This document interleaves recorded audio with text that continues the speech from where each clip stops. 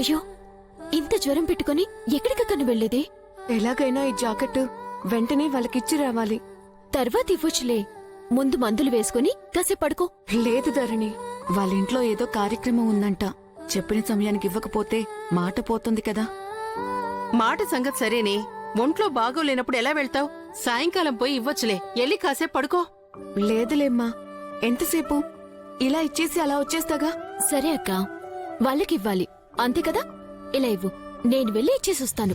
నీకెందుకులే ధరణి. నువ్వు వెళ్ళొద్దన్నా వెళ్తావు, నేను మాత్రం వెళ్ళకూడదా? ఏం కాదులే, నేను వెళ్ళి ఇచ్చేస్తాను. ఎక్కడివ్వాలో అది మాత్రం చెప్పు.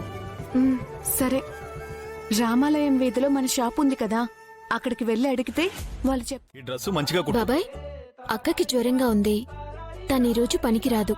అయ్యో, ఇప్పుడు ఎలా ఉందమ్మా? పర్వాలేదు బాబాయ్. ఆ ఈ జాకెట్ ఎవరికో అర్జెంటుగా ఇవ్వాలని చెప్పింది. ఎక్కడివ్వాలి? హా, ఓ రెడీ చేసిందా? ఉమ్, ఈ జాకెట్ కోసమే ఎదురు చూస్తున్నానమ్మా.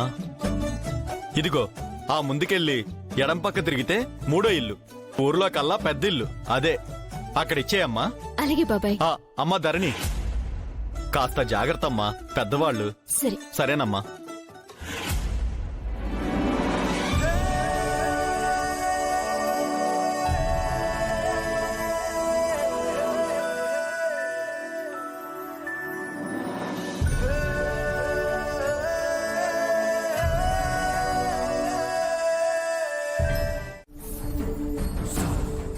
తమ్ముడు, రెడీ అయ్యావా? వావ్, చాలా స్మార్ట్ గా ఉన్నావు. సాయంత్రం నేనే నీకు దిష్టి తీస్తా. అక్క, ఈ సర్ప్రైజ్ ఏంటి, సస్పెన్స్ ఏంటి, అసలు విషయం ఏంటో చెప్పక్క. కాసేపట్లో తెలుస్తుంది కదా, ఎందుకింత కంగారు? వావ్ మావయ్య, ఈ డ్రెస్ లో నువ్వు హీరోలో ఉన్నావు. అర్జెంటుగా నీకొక హీరోయిన్ వచ్చేసి పెళ్లి చేసేయాలి. నాయనా, చిన్నపిల్లవి, ఇంకెప్పుడు ఇలా మాట్లాడకు. ఇలాంటి మాటలు నాకు నచ్చవు. సర్లే, ఇప్పుడు తను ఏమందని? అది కాదక్క. మైనావతి, మైనావతి, మైనావతి, పెళ్లి వాళ్ళు బయలుదేరారంట, ఫోన్ చేశారు.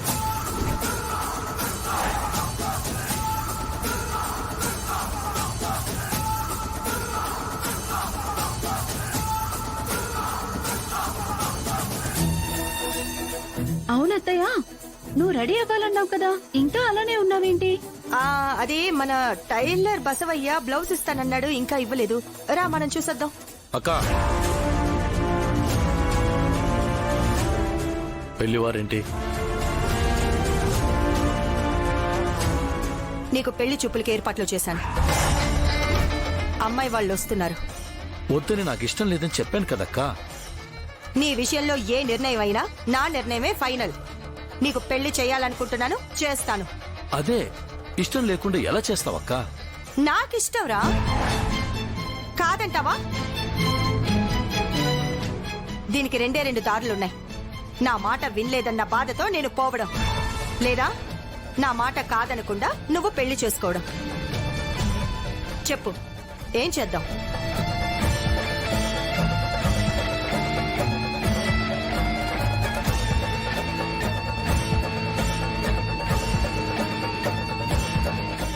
చూడు తమ్ముడు, నీ జీవితంలోకి ఎవరిని పడితే వారిని తీసుకురావాలనుకుంటే ఎప్పుడూ నీ పెళ్లి చేసుండేదాన్ని.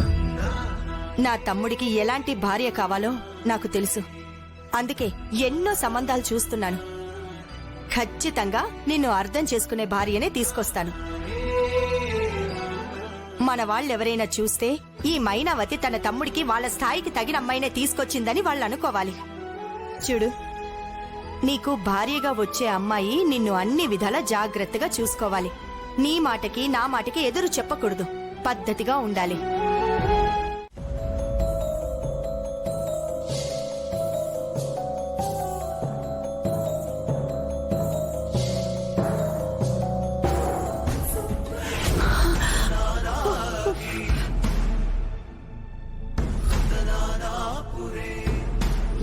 ఎంత ధైర్యం ఉంటే నా చీరని కట్ చేస్తావా?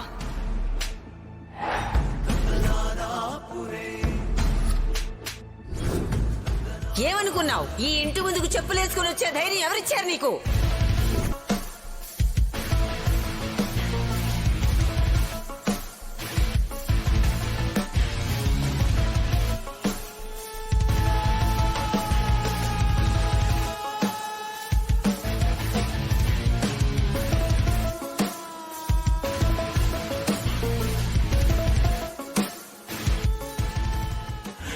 ఏంటి రాయుడు ఆలోచిస్తున్నావు? నువ్వు నా మాట కాదనవని తెలిసే వాళ్ళకి నేను మాట ఇచ్చాను. ఈ పెళ్లి చూపులు జరుగుతాయి. చూడు, ఈ ఇంట్లో కోడలుగా అడుగుపెట్టే అమ్మాయి ఖచ్చితంగా నీకు నాకు నచ్చేలాగే ఉంటుంది. ఆ రోజు నేను ఏ తప్పు చేయలేదు. ఏం జరిగిందో చెప్పే అవకాశం కూడా ఇవ్వకుండా నన్ను కొట్టేశారు. అది కాదమ్మా. ఈసారి అలా ఏమైనా మాట్లాడితే అస్సలు ఊరుకోకూడదు. అంతే ధరణి, అస్సలు తగ్గకూడదు. సరే సరే, తొందరగా వెళ్ళు. ఎండలో పెట్టావు, మండిపోతున్నాను.